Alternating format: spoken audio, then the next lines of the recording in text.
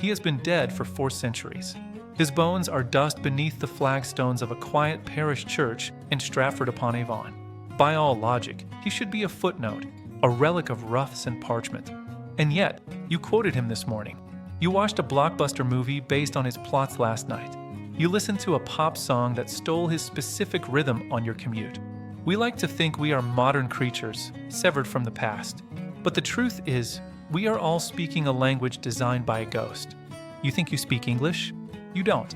You speak Shakespeare. Before William Shakespeare picked up his pen, the English language was a blunt instrument, limited, guttural, and vastly insufficient for describing the human interior. So, he did what no one else dared. He made it up.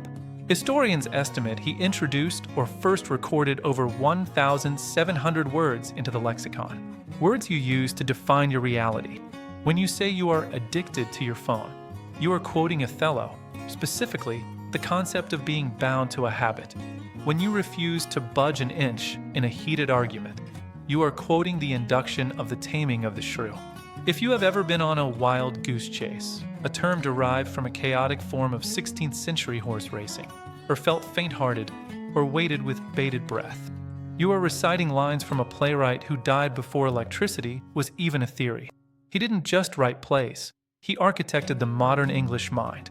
We tell ourselves we love original stories. We don't. We love his stories. If you scratch the surface of Hollywood's greatest hits, you will find the Bard hiding in the credits. Disney's The Lion King?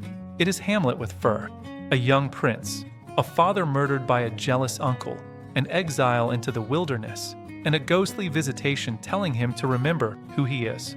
It is the tragedy of Denmark, transposed to the savannah.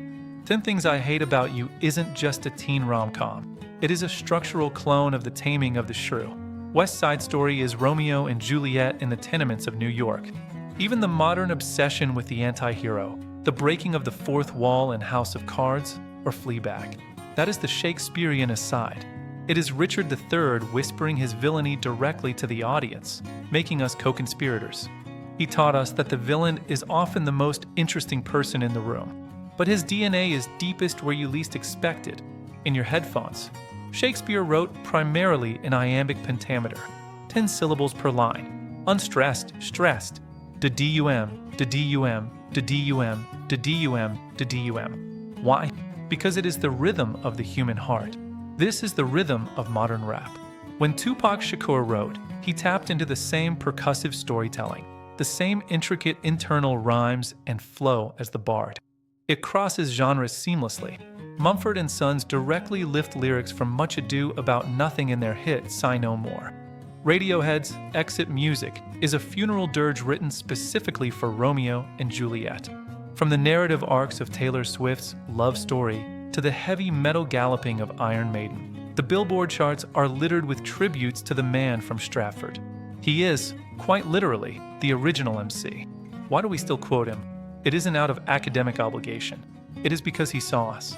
He saw our jealousy, our naked ambition, our fragility, and our madness, and he gave us the vocabulary to name them. We don't quote Shakespeare to sound smart.